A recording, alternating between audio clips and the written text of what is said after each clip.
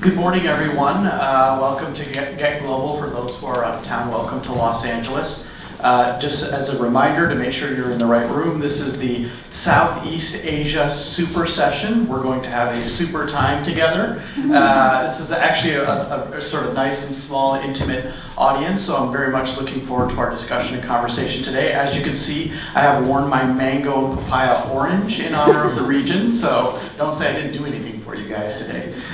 Just by way of quick introduction, because I know we've only got 50 minutes, and Southeast Asia covers a broad swath of countries, and there's a broad swath of issues for us to delve into. So I'm going to try to keep in mind I am a government bureaucrat, but I am going to try to be as concise as possible. My name is Awi Baule. I am the Deputy Director of International Affairs and Business Development at the State of California Governor's Office of Business and Economic Development, or GoBiz, in Sacramento. And basically, just very quickly, my portfolio is that I ride herd, or we provide facilitating and convening and concierge services for two-way international trade and investment traffic flows across countries and regions and across industry sectors. And that comprises sort of a wide, it has a very wide aperture because we have a very, if we were a standalone country, we would have the world's 5th largest economy, and it's very dynamic. So it's a very, very broad portfolio. So what I'm going to do is, in light of the fact that we've got a lot to cover in 50 minutes, what I thought I would do is give a brief introduction of the panel topic today, and then turn it over to these 4 distinguished panelists sitting to my left to do brief self-introductions, and then launch into about between 25 or 30 minutes of remarks, and I'm going to throw some questions their way, and they can give their perspectives based on their expertise. And then in the remaining 20 minutes or so, to throw it open for all of you for Q&A, and so we can kind of delve into some more specific topics that are of a narrow interest to you, if that's sort of suitable to everyone. So first, let me just give you a few sort of opening remarks. ASEAN, which is comprised of Southeast Asia, as many of you know, is a regional grouping of 10 countries: Brunei, Cambodia, Indonesia, Laos, Malaysia, Myanmar, the Philippines, Singapore, Thailand, and Vietnam. At first glance, it might seem like a group of still developing countries, but as a whole, ASEAN collectively is a powerhouse. If it were a country, ASEAN would be situated as the world's 6th largest economy, right behind California. According to IMF, or International Monetary Fund, World Economic Outlook figures from earlier this year, ASEAN countries' combined gross domestic products were $2.7 trillion last year, ahead of both the UK and India, which were $2.6 trillion each. ASEAN is set to grow even more quickly, as some countries like Vietnam and the Philippines boast huge growth rates. Last year, Focus Economics estimated that ASEAN's growth had reached a 5-year high of 5.2% collectively.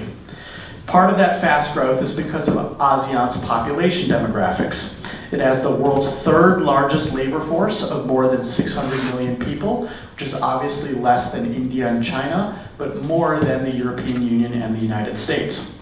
The regional group is also set to reap a demographic dividend, with more than half of the population aged 30 years or under.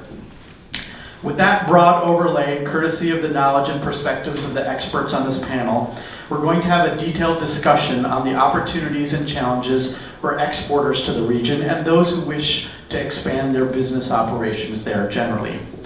So if I could please, as I alluded to at the top, go down the line and have each distinguished panelist introduce himself, and then we'll kick off the discussion. And just before I start, just a quick reminder, because of the time and all the issues that we have to get to, and I want all 4 of you to have the opportunity to weigh on any given question. If you could keep your answers relatively concise so we can get through the list, and hopefully we can expand upon this or have a more expansive discussion once we get to the Q&A.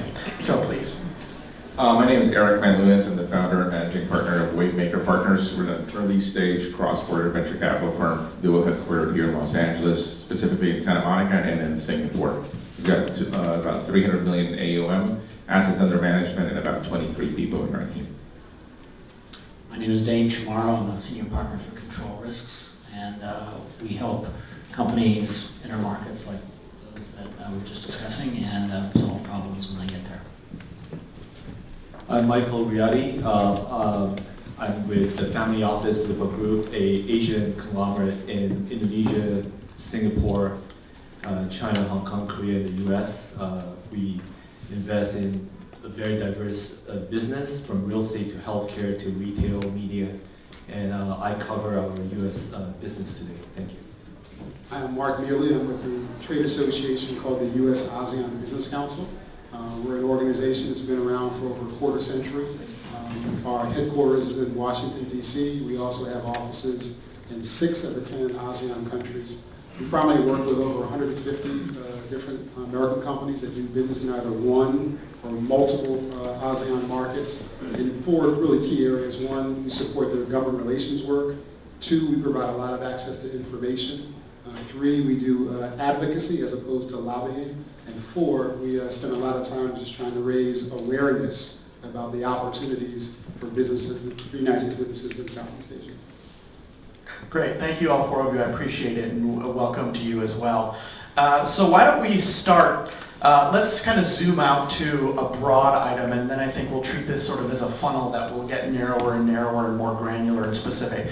So for any of the 4 of you, doesn't necessarily have to go in order from my left to my far left. How would you characterize overall the hospitability of the business environment for foreign companies in Southeast Asia in 2018, the balance of the year thus far, and then how does that translate or segue into the outlook for 2019? Let me start from an early stage perspective. So we back a lot of really young companies. Some of them are pre-revenues, and a lot of them have very little revenues. So as I mentioned earlier, we're dual headquartered here and in Singapore. So Singapore has been very hospitable. You can get up and running in Singapore within literally a couple of days. I was born and raised in the Philippines. Unfortunately, I can't say the same thing for the Philippines. The Philippines is still way behind in terms of hospitability, in terms of business formation. It's a very hospitable country. People are great, but a lot of bureaucracy. Indonesia, better than the Philippines, but nowhere close to hospitability in terms of business formation in Singapore. And Thailand and Malaysia, 2 markets that we've invested in, are probably closer to the Indonesian side. So at least that's my experience from an early stage perspective. I think I'd probably say some of the ASEAN countries, like the ones that Eric mentioned, get some bad press, as has China recently, but I think it's always relative, right? So Indonesia may be difficult, and the Philippines may be difficult. Try going to Korea. Try going to Japan as a foreign business, right? It's not easy. These are developed markets, but they're still not easy. California is not easy. So I think you have no comment on that. I'm sorry. I forgot you were representing the state, but I'm a native Californian, and if you rank it against 50 states, usually it comes toward the bottom in terms of ease of doing business, right? So why do people come here? It's because of the size, right? Indonesia, same thing. I think one of your relatives once said, it's a great quote that I always use about Indonesia, it's the biggest country nobody's ever heard of. It's not an easy place to do business, but at a certain point, if you are of a certain size, your stakeholders, your shareholders will insist that you go to these markets, right? India is the same thing. It becomes non-discretionary. You have to be there because of the size and because that's where the growth is. So I think it's important to keep in perspective. Yes, they can be difficult, challenging markets, but we shouldn't overlook the fact that a lot of developed markets are also difficult and challenging. In terms of 2019 or hospitality agenda to business, I think we have a range of elections coming up, including in Indonesia, and generally speaking, the leadership in ASEAN, corporate leadership, tends to be pro-business, within limits, pro-business, pro-trade, pro-reform, but the systems are very difficult to herd. And so what you tend to get is incremental reform, what we call incremental reform. And Indonesia is a great example of that. Right? The president there is a pro-reform president, but he has a coalition. His party doesn't govern in and of itself. He's got to keep those coalition members happy. And so a lot of vested interests. And so what you get is incremental reform around the edges, not kind of dramatic reform. You don't get Thatcherite reform, unfortunately. So good, generally speaking, I would say a positive operating environment can always be better. But yeah, I'll leave it there, I guess. Can I change seats right there? Because I feel like both of them have said everything. But yeah, overall, I think it's hard to do business everywhere because we run a very wide office from different industries to different countries across the Pacific Rim. Like in the U.S., we would say there's a lot of losses. We always get into all these, in Indonesia, you might hear a lot of corruptions and all that. So I think everywhere you go, we have business in Korea. We also went through a lot of challenges out there. But I think I agree with what you said. I think at the end of the day, coming from our point of view, is that when we look at Asia, global, we look at where's the growth going to be, and we know that's going to be in the Pacific Rim. And that's the reason why we look at the Pacific Rim and say, okay, where are the biggest countries, the biggest economies? And that's the U.S., China, Southeast Asia, Indonesia is the biggest.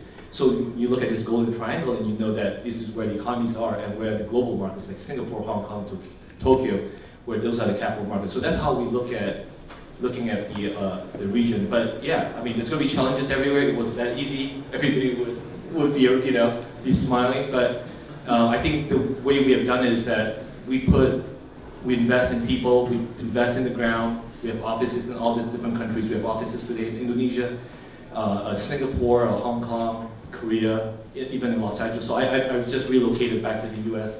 A little over a year ago just to kind of focus on our U.S. business too. So that's kind of like what we have to go through to kind of just expand. But I think overall, Indonesia's, is getting friendlier. I think the president is working towards there. It's going to take some time. It's not going to be overnight. But hopefully everything will be well after the political election next year.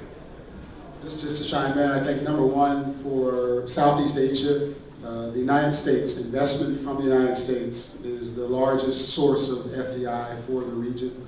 There's more American FDI cumulative in Southeast Asia than all of the FDI in China, Korea, Japan, Hong Kong, and Australia combined. Second, I would say, like in any market, ASEAN is very diverse. You've got the Singapore on one end, and you've got Myanmar, which is probably one of the world's most interesting sort of frontier markets. I think for anyone who's in business, things around like how do sort of disputes get settled?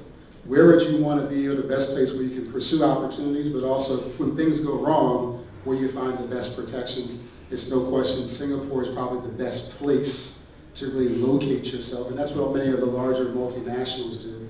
They're based in Singapore, use Singapore as a platform to then look for opportunities throughout the region and also throughout the Asia Pacific. And last, I think, and depending upon your sector, we've all known that for many, many years, this part of the world used to be the place that people went to because obviously you could take advantage of lower costs of doing business, make something, ship out to the rest of the world. That's really no longer the case in Southeast Asia. These are markets where you have big consumer markets. You have a lot of high-value, high-skill types of activities taking place, a lot of R&D that's done in Southeast Asia. So whether you're talking about electronics in Penang, up in Malaysia, whether you're talking about the automobile sector in Thailand. In fact, just earlier I was noticing the fact that we got a discussion about Ford pickup Rangers, in America, is one of those number one things that the average Republican sort of goes to.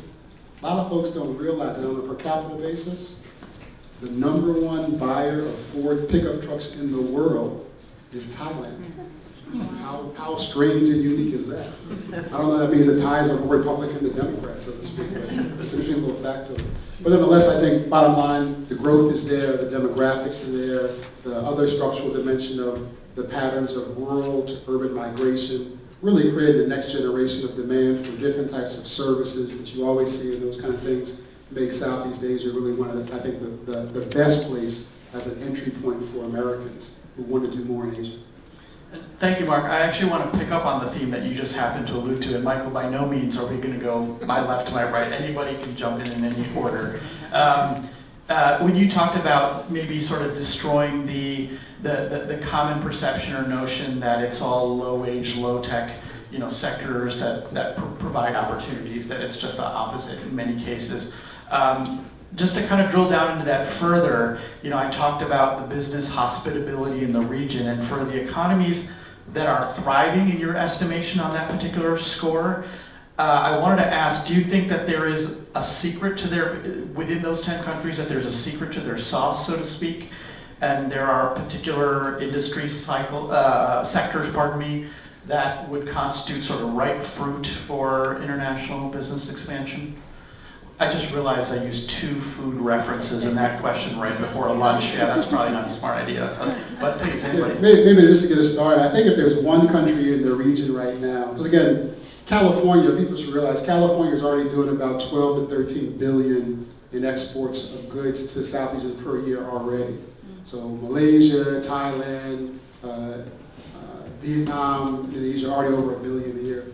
But if I had to pick the one country right now that's kind of, let's say, running the fastest and really, really is trying to deepen their engagement with the United States, and maybe it goes to one element of their secret sauce, I might flag Vietnam, for example.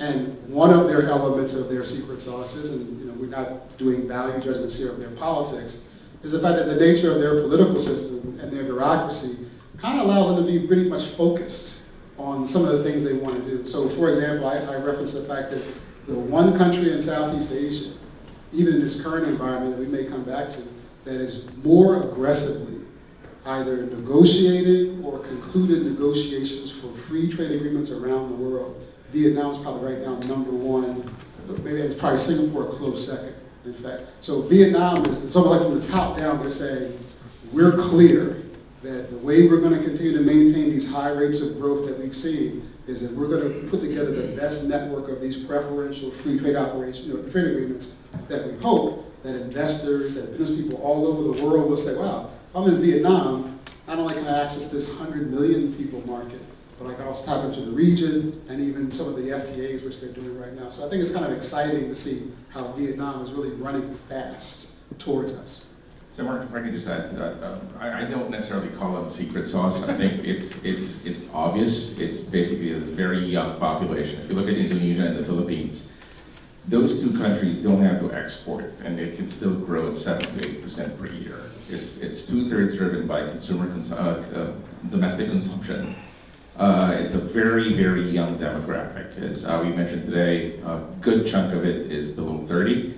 So, I mean, when we did this experiment, I founded the firm here in the U.S. 16 years ago, and we did the experiment about 8 years ago. We basically came up with 5 reasons. The first reason is the demographic dividend, which was an obvious one. So I never considered it a secret sauce because it's an obvious thing. You just have to be aware and cognizant of what's going on. And the 4 other elements that we really wanted to explore are 4 macro elements that not necessarily obvious for venture capital, but because all those things have economic multipliers to them. And primarily, number 1 is nothing will ever stop the rise of the middle class. And that thing will go on for a couple more decades, and therefore that 5 to 8% growth will just be, if you just don't screw it up. I mean, we do have leaders in the country, in the region that do tend to be a little unique. I won't say beyond that because I go quite a bit. So if we don't screw it up, those growth rates will be there. So number 2, there's a huge housing backlog. And as you can imagine, housing backlogs have huge economic multipliers. The same thing for infrastructure. Infrastructure backlog is tremendous. All you have to do is just ride around, fly around, and drive around the area. And last but not least, from a fiscal stability perspective, it is a much more stable fiscal environment than all, if not every, developed markets out there, especially if you look at Europe and if you look at the US. So if you combine those 5 elements and if your horizon is really out there, 15, 20 years, there's absolutely nothing but just wealth creation ahead. Let me just add one thing to what Eric just said, on the last point. So I think people, as Mark also said, you tend to, some of these markets tend to be looked at in kind of a historic way. But when you look at the fiscal and monetary management of these countries, the central bankers, the ministers of finance, they're incredibly sophisticated, technically competent, and generally speaking, apolitical, which I can't say of a lot of countries nowadays. So the Philippines is true, Indonesia is true, Thailand is true, Vietnam less so. Malaysia, they absolutely know what they're doing. Right? So they manage a very good macro scene. And then when you talk about a demographic dividend, I kind of put that in terms of urbanization, right? So today, Vietnam is roughly about 35% urban. To put that in perspective, China is 50% urban. 50% urban is where the United States was in 1900. So you can see the direction this is going. And after 50%, urbanization tends to slow down, but it's only going one direction. So if you can sell, for lack of a better word, if you can sell into that process, when you go from, if you're a Vietnamese worker, and you go from making a suit to making a smartphone, your wage triples. And when your wage triples, then you will buy Starbucks coffee, and you will buy McDonald's, and you will buy a new motor scooter, and you will buy a new apartment. Somebody talked about housing. So anything that sells into that is absolutely in demand. It's not, I'm just using Vietnam as an example. It's true in the Philippines, it's true in Indonesia. A place like Myanmar is a much lower income point. But for these countries that have big populations, Vietnam's almost 100 million, the Philippines is 100 million, Indonesia's 280 million. That's a big demographic to sell into. That's, as Eric said, the wealth creation is only going one way. Well, I'm going to talk about Indonesia a little bit. I mean, if you look at 240 million people, when I came back to Indonesia in 2004, it was a $200 billion GDP. Today, it is $1 trillion GDP.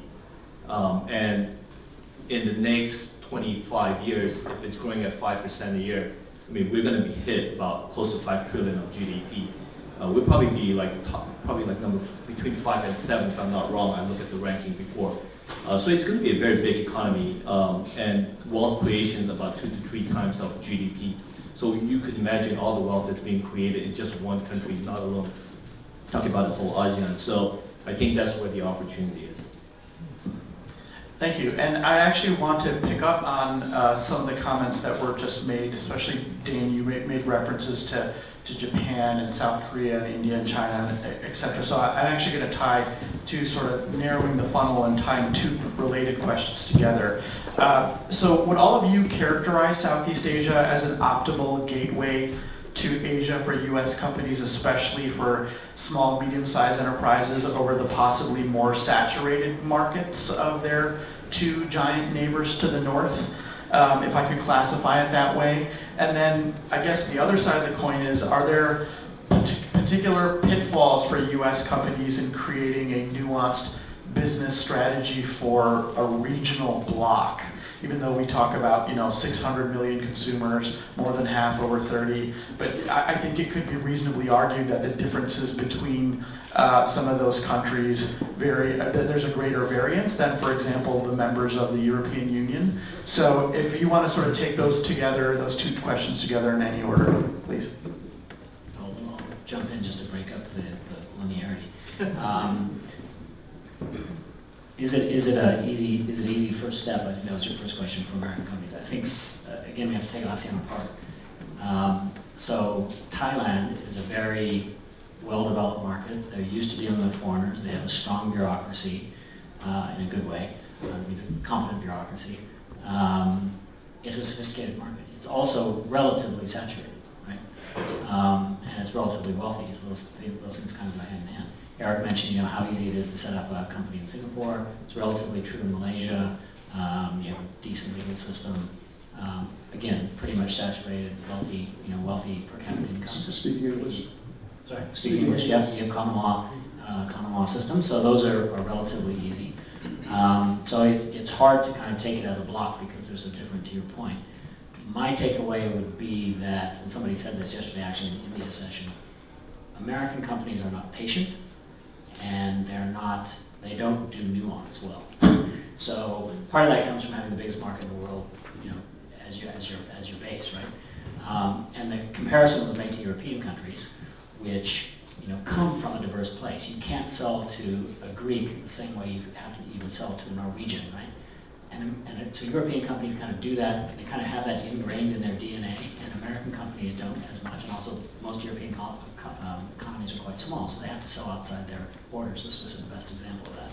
So I would say it is a great place for any company, not necessarily an American company necessarily, to start.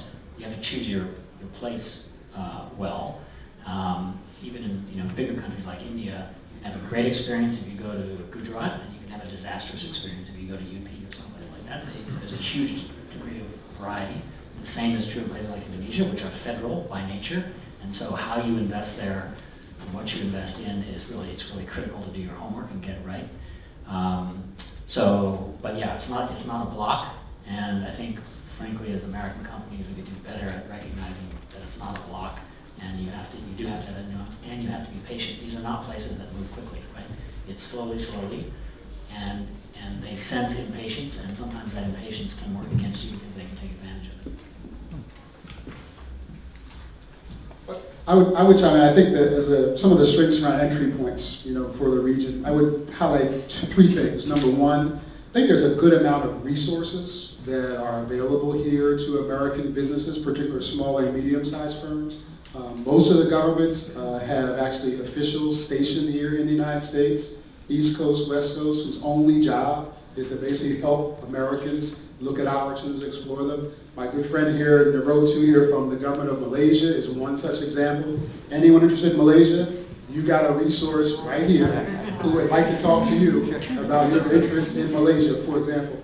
Secondly, I would note that one of the benefits, and maybe this is again for the big global players, that certainly motivates them to think about the region as an entry point, is that Southeast Asia is the only bloc that also has preferential free trade agreements with all of Asia's other major economies.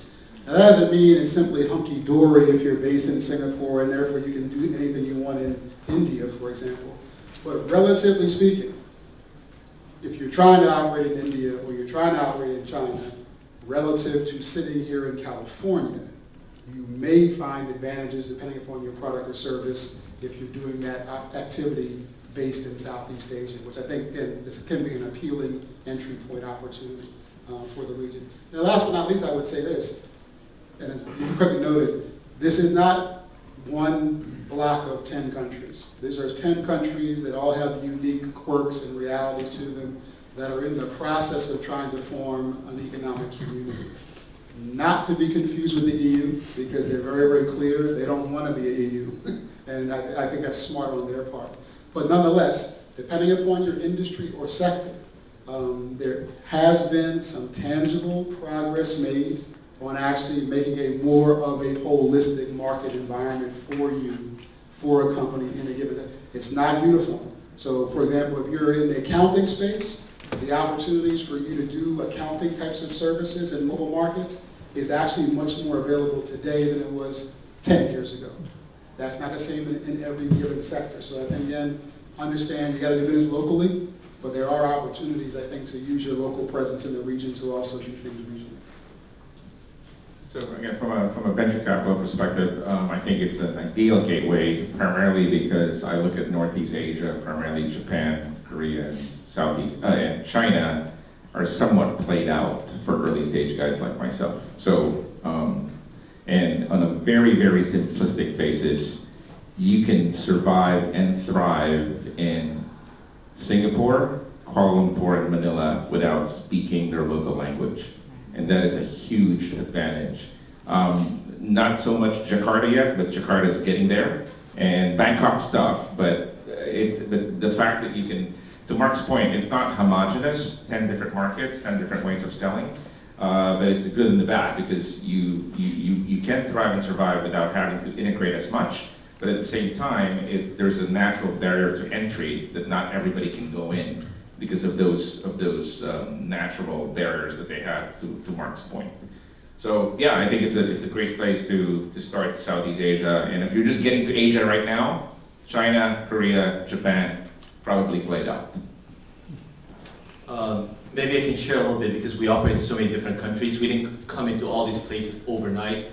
We started off in Indonesia, and only after, I think, 35 years that we entered Hong Kong and used Hong Kong as a springboard to China. And that was only when China opened up its economy. I mean, that was like, I think, 30 years after we started doing business in Indonesia. And then only go back to Singapore right after the Asian crisis, when Asia was going through its Asian crisis and Singapore was still falling below Hong Kong real estate prices. So everybody was chasing Hong Kong, and nobody looked at Singapore. We said, hey, Singapore is going to be the next spot to go to. So we started going to Singapore and started building a team and investing in Singapore. And then Singapore picked up. That's how we have our Singapore base. And then when people looked at, and that same thing with Korea, and even in the U.S., we came back to investing in the U.S. back in just about 6 years ago during the recession. So we literally go from country to country depending on the economic cycles.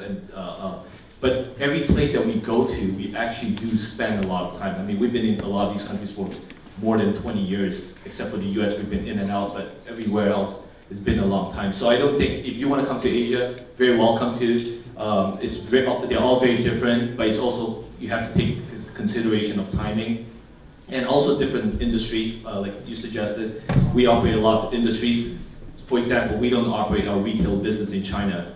We only operate our retailing business, like our grocery business, our cinemas, our coffee shops, our department stores. All of that's just Indonesia. We don't try to take our success in Indonesia and bring it to China, because we know China's a different market, different competition, and we know that as much as attractive as the market is, 1 billion over people, and all that's, good, stories about it, but you know that the competition is really, really fierce out there. So we decided that, hey, let's go for the low-hanging fruits, stick back to Indonesia. So it really depends on the industry. Real estate, we're much more comfortable. We go to different countries. Healthcare, we started to go to Singapore now. So it really depends on what it is and the timing of it. Okay, we have reached the speed round of this game show. I'm going to pivot. Actually, there's 2 important questions that I want to get out there. They're unrelated. I'm going to throw them out there and ask at most for 2 of you to address one and 2 of you to address the other, as you see fit. One is, and I know we've been talking about a lot of positivity, and now the clouds are coming overhead with this question. Do the tariff exchanges and the burgeoning quote-unquote U.S.-China trade war have relevant spillover effects in Southeast Asia that U.S. companies should be aware of, especially as it relates to the potential disruption of supply chains? In other words, does the competitive dynamic between the United States and China adversely impact the ability of U.S. companies to succeed in Southeast Asia in any fashion? That's the first question altogether. The second one is kind of zooming back into some of the more specific elements of the business climate. What and where are some of Southeast Asia's next generation of unicorn startups? And related to that, are there phenomena unfolding in the innovation and startup communities in Southeast Asia, such as in transportation, logistics, delivery companies, etc., that it would behoove U.S. companies to better understand?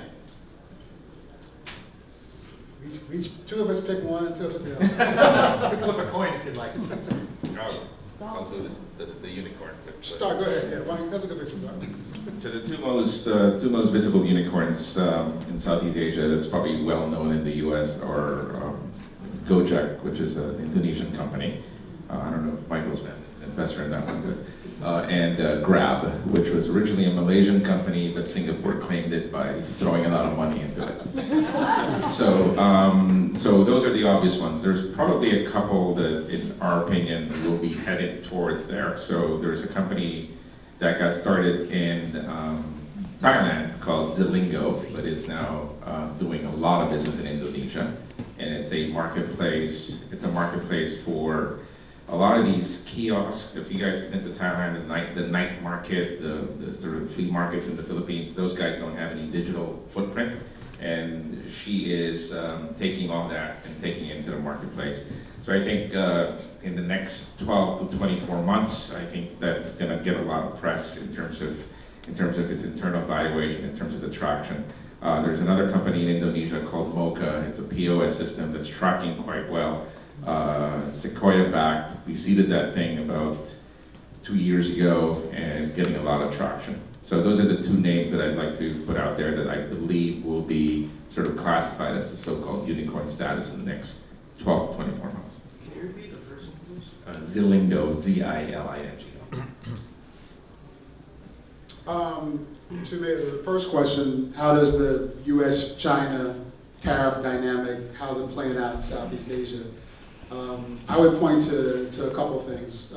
Number one, it is, I believe, adding a little bit more fuel to the fire of ASEAN moving forward on their own regional economic integration agenda, because all these countries are so trade-oriented, even though the ones are, not including Indonesia, which is a bit more domestic, but the value on these external headwinds from U.S.-China, I think politically has given a little bit more spark to saying, where are we in terms of our own, ASEAN economic community? We should really get more focused on it right now, given if this U.S.-China thing becomes a new norm. That's one thing, which I think could be beneficial there for American firms who are looking at the region. Second big thing, and we touched on it originally, is basically the real clear focus. If the U.S.-China thing is becoming a new norm, ASEAN countries are moving forward with alternative free trade agreements that don't include the United States. You mentioned you guys went to Hong Kong many, many years ago. January 1st, ASEAN-Hong Kong FTA goes live. December of this year and January 1st, CPTPP goes live, which right now Singapore is a member, but I would bet by the middle of 2019, Malaysia and Vietnam will definitely knock it out this month. I'd say Malaysia in early 2019 will probably get on that bandwagon as well. That basically means that some of your friends in Canada and Mexico, starting January 1st, they will have preferential market access to Malaysia, to Singapore, to Vietnam, that you sitting here in America won't have. Which means if you're going to compete there, you better be at least 5, 10 to 15% cheaper just to be on the same playing field for your product or service in that market if you're producing and trying to sell to the United States. So I think those are some things that will become more relevant as the region kind of looks forward. And again, there's even other FTAs that are being discussed, potentially Philippines, bilateral United States. I wouldn't be too excited about that one, at least in the near term. Vietnam, I think, remains somewhat interesting as a potential bilateral partner. But I think going forward, this administration's approach focused on bilaterals is going to potentially put a lot of smaller and medium-sized firms that make goods and services here in America at a competitive disadvantage 2019, 2020.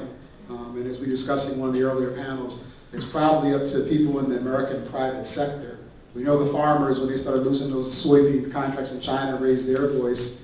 They got a check out of it. I don't know if all of us are going to get checks. If we raise our voices, that we're going to be at a real disadvantage. And heaven forbid, if the RCEP negotiations go anywhere, while it will not be a gold standard agreement, while it will not liberalize China or liberalize India, any preferential framework that includes China and India, depending upon your industry or sector, commercially is probably something that you can't afford to ignore, I would say, depending upon where you are. So 2019, 2020, that could also then be a preferential free trade area that, again, the United States producing goods and services would not be privy to. And again, that FTA, in theory, basically I think it's like 48% of the world's consumers would be part of that preferential free trade area, or again, the United States would not be a party to that. So I think those are some of the things that will matter 2 or 3 years from now. I'll add one kind of additional point of irony to what Mark just said, which is, generally speaking, the trend has been for particularly products or industries with high labor content to move south from China into Southeast Asia because of cost. That's kind of been incentivized now by the trade conflict between the United States and China. The irony is that the leading companies doing that are Chinese. So the Chinese companies are pouring money into Thailand and Vietnam like water down the bathtub already. Why? Partly it's cost, because Eastern China particularly, which is where most of the manufacturing happens, has become more expensive, but partly they've seen the writing on the wall. And it doesn't mean you're going to build your factory in China, but to have as your plus one Vietnam or Thailand or Malaysia or whatever it might be, so that you can export from that country without a made in China label, but with a made in Vietnam label, a made in Thailand label. The Chinese were the first to recognize that. They were the first to recognize it under TPP, actually, when they were preparing for the TPP world, because Vietnam was a member, China was not. They were not invited. So therefore, if you can manufacture and send out your products from Vietnam as a TPP member, huge advantage. So they were already buying land, registering businesses when they thought TPP was going to happen. Now they just haven't had an incentive to pull that trigger. And that's the irony of this, is that actually they're probably going to be in the forefront of taking advantage of this move. And just to answer the unicorn question, there's one more company called OVO, OVO. It's a mobile payment company in Indonesia. Launched less than 2 years ago, but have been picking up really well. Basically, it's a company that does, you can really top up your mobile phone with cash at any stores like 7-Eleven, convenience store, department stores, everywhere else. And then you can actually use that your phone to go pay just about everything, from taking a bus to taking a ride to buying food to doing payment between your friends and buying services and goods. So that's a company. Fun little factoid, 2017, ASEAN startups, privately held companies attracted $28 billion in private equity and VC investment flows in 2017. So as you've already noted, it's definitely a market that's in play for VC investors, for private equity investors. So apologies to all, we're slightly behind schedule. We've got about 9 minutes left. I know these conversations are ongoing all day on the margins of the schedule of events. But I think here's what we'll do is I want to throw it open for Q&A. And I'm going to ask that you please try to keep your question as succinct as possible and just direct it or dedicate it to one of our panelists. And that's the way we'll get through as many questions as possible. Juan, do we need to send microphones out there, or should they just shout them out? Or? Yeah, we can shout them out. Okay. Let's start here. I'm very curious if each one of your has expertise in that area. Could just quickly touch on the biggest growing markets in each of the countries you've been discussing. I mean, like real estate, healthcare. Could you just kind of bullet? I certainly picked one. Case of Vietnam, I see healthcare and education services as being a real growth play in the case of Vietnam's overall growth. I think for Indonesia, it's going to be tech and healthcare. We have universal healthcare now, covering almost 240 million people.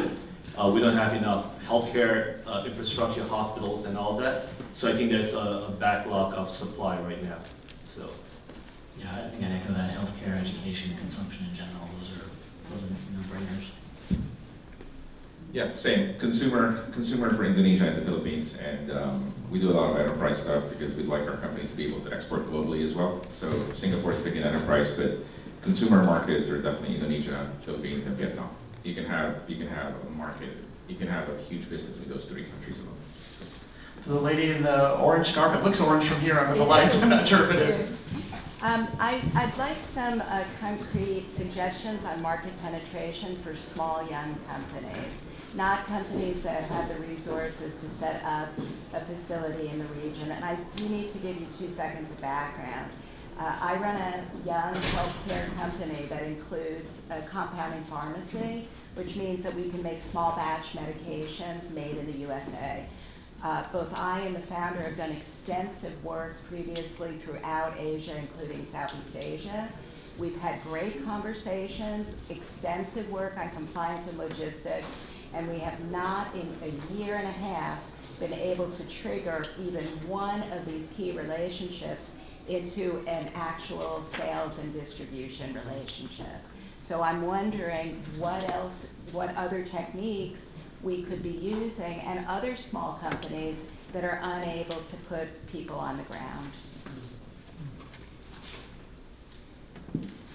I'll give you one example that I know of that seems to have worked for, again, some smaller firms, and that is, I know some examples of smaller American-based companies that have taken on equity investment from investors in some of those markets, and through the partnership with that, whether it be a Thai, a Malaysian, or Indonesian equity investment partner, that has been, let's just say, the secret sauce, perhaps, that has enabled that smaller firm to be more successful, probably a bit more nimble, and therefore navigating policies, regulatory, legal situations to then, quote unquote, get their product into hospitals, available on health insurance schemes, those kinds of things. Thank you. But you're looking for something, just don't understand this. You're looking for partners, or are you looking for sales, or both? I'm looking for sales. If partners get me there, that's fantastic. Okay. So I think the other option is there are a couple of companies that do this. I'm happy to introduce you to one that I know that kind of incubate. And I don't mean incubate from a startup perspective, although that might be appropriate, but incubate because you don't have a physical presence there. And the one I'm thinking of, their headquarters is in Thailand. It's a foreign-owned firm, but it's based in Bangkok. So I'm happy to give you the details, and you can have a chat with them and see if that works. Thank you. Anyone else? Sir? Eric, I believe you mentioned something about China being played out. I want to know why you think that is. Played out from a perspective of the U.S., China does not need liquidity. China is awash in liquidity. There's a lot of venture firms in China that can handle a lot of their business formation needs. U.S. companies that have been successful there have partnered with local guys. One of the guys that run Matrix China is in our LP advisory committee, and the only reason Matrix is somewhat successful in China is because of the local folks. So we're tiny. We're about 300 million assets under management. There is absolutely nothing we can do to enhance our chances in China. So that's what I meant by play out.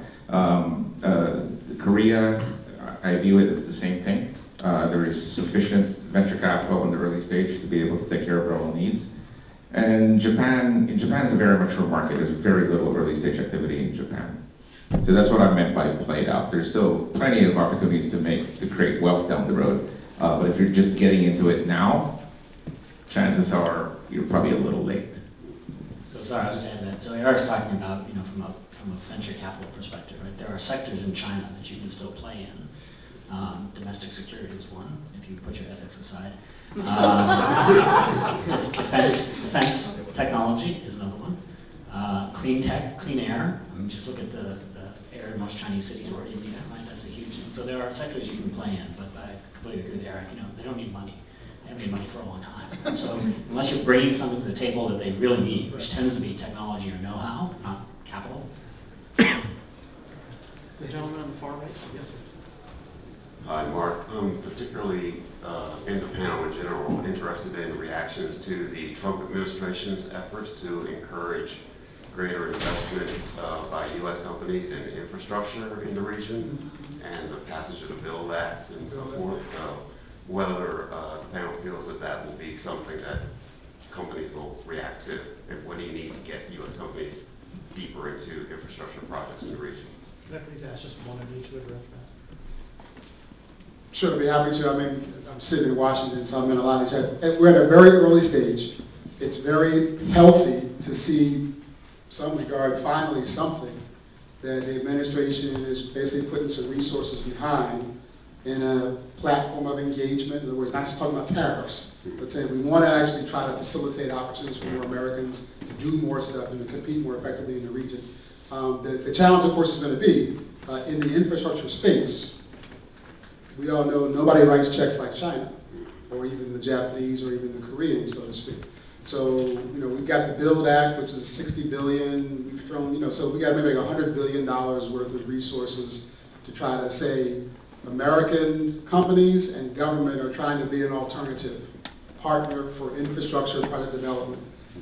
It's definitely appreciated, I think, in the region. People do want to have alternatives to, let's say, only sort of Chinese finance projects, so to speak.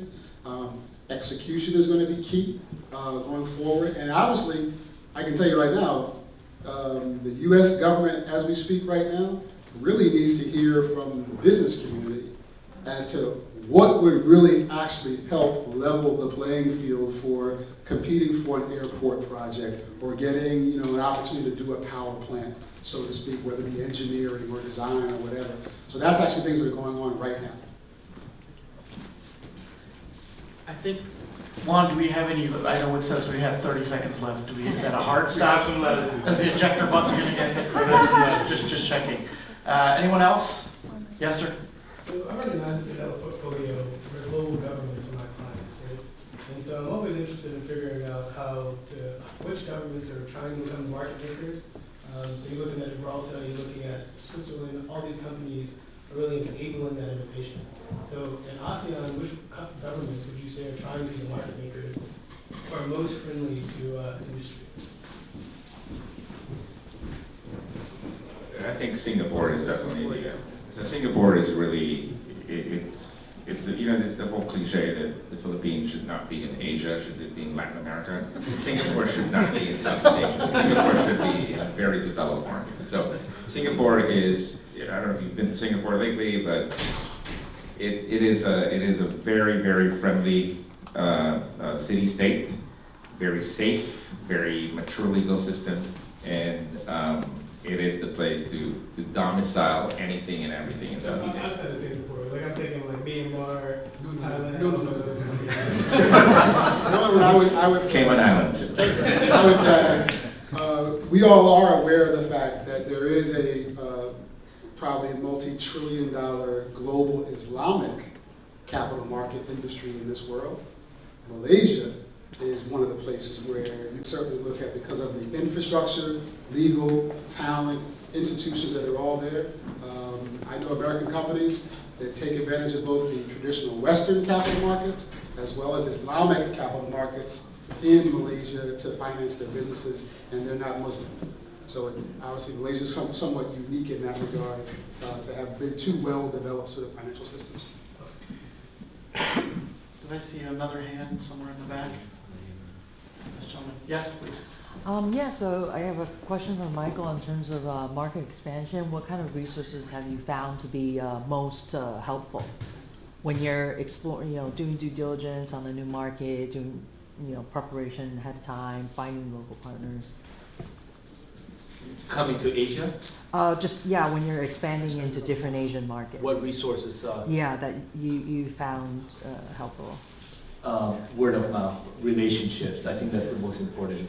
I think at the end of the day, how we were able to go from one place to another place comes down to really meeting the right people, getting referred to the right people, check their background. I think that's the most important. You can read a lot of reports and all that, but especially coming to Asia, you need to have local partners. You must have local partners. So I guess to follow on, has it, what has your strategy been? Is it to, start looking for local hires, pretty early in the process? Is it, some kind of setting up some kind of a JV entity, with a local partner? What has there been kind of a pattern to the way that you've expanded? Well, the pattern for us going from one place to another place has always been, there's a saying, to chase a horse, you have to ride a horse. So when we went to Hong Kong, our partner was the Li Ka-shing family. I mean, he was the biggest horse, we were a small horse. We rode the same horse with him. So, and then we went and built our healthcare business in Myanmar just a couple of years ago. We partnered with a local family out there because they're the biggest horse out there. So you partner with them. So I think going from one place to the other place is all about getting the right partnerships. Hopefully that answers your question. Actually, if I can just add to that, that's actually a great saying, because what we've done in Southeast Asia is we've actually solicited the biggest families in each country, the 2, 3, 4, 5 biggest families, to become limited partners. Lipo is not an investor, but 2 of the large Indonesian families are, and so there's a little bit of safety in numbers there when you land to a country where they don't know you, they don't know who you are, they suspect that you're a carpetbagger, that kind of stuff. So if you do have local support from large families, to Michael's point, that is really the only way to succeed in Southeast Asia. Coming to the U.S. is easier. From the U.S. coming to Asia, you need a little bit of skills. So it's family driven, not company driven. Yeah, that's so. It's the same thing. I always, it's you have 2 business models essentially. You have state-owned businesses and you have family businesses. Even the Li Ka-shing, it's public, multiple entities, very professionally managed, but it's a family business at the end of the day, right? There is no equivalent to IBM or Ford or General Electric where you have a completely independent corporate model, independent of founding family members. It doesn't exist. So you have those 2 models that you can deal with, and they both have pluses and minuses. It's either owned by the state or it's a family business. Even if it's huge, it's still a family business at the end of the day, controlled by the family. And those family dynamics can be really important. So. We have time for one more. Is there anyone else? Back. Yeah. As a digital media, digital tech evaluating markets that would be best to start into. What resources what resources would you suggest using in evaluating the digital infrastructure, determining what the best possible market would be to start with, as obviously delivery on the digital side could be an obstacle in certain markets?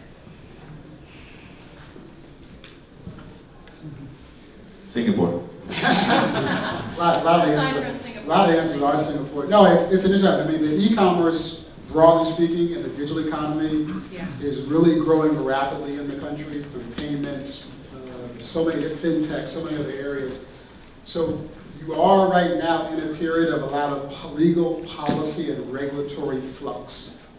Things which, if you were coming into the market, you probably want to feel like you got a pretty good handle on as you're doing, let's say, some assessing, you're comparing and contrasting first and foremost. Not to say that, but I think once you've, let's say, done your work, done your analysis, and identified where you feel for what you're trying to do, the framework is in place, you got to move because the growth potential is definitely in this part of the world. So again, Singapore probably has the best legal ecosystem for the digital economy going forward. Others are moving in that direction. And again, as they're moving, as you can imagine, they're also trying to manage being disrupted. Sure. And that's where you get into conflicts between regulatory approaches that maybe some governments think this is the best response, but obviously that would actually hurt the development of the industry. And what about physical digital infrastructure? Singapore, Malaysia, for sure. In terms of like the data infrastructure is I think quite solid. Most of the global, electronics firms, all have operations like in Penang in Malaysia and stuff like that. So you can find talent, you can find connectivity, those kinds of things. You can find broadband availability, and these are areas which governments are actually beginning to invest more in today. So definitely growth. Even Philippines now has finally got a quote unquote a broadband investment agenda that they're going to be rolling out in the next couple of years.